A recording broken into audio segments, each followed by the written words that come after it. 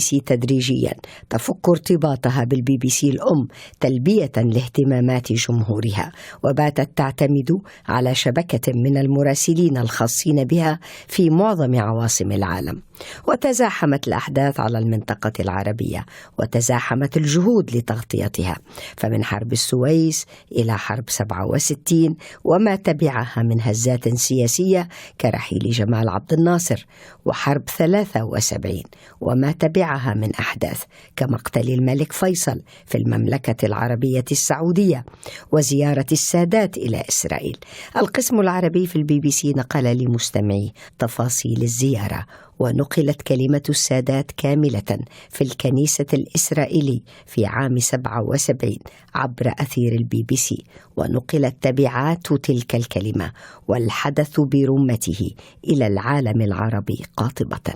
سيداتي وسادتي، أهلا بكم إلى هذه الحلقة. ونحن هنا في الاستوديو نشاهد نقلا حيا لزيارة الرئيس السادات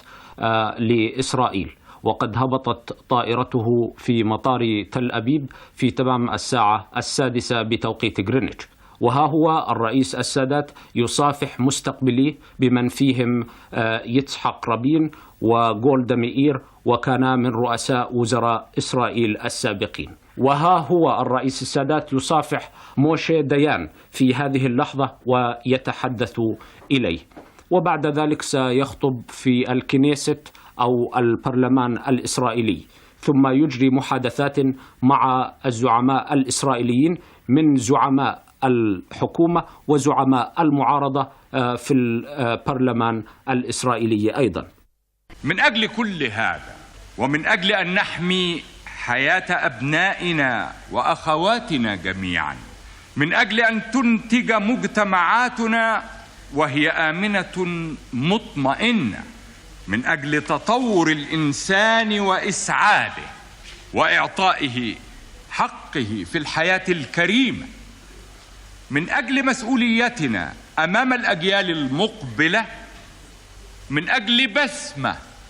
أجل بسمة كل طفل يولد على أرضنا، من أجل كل هذا اتخذت قراري أن أحضر إليكم رغم كل المحاذير لكي أقول لكم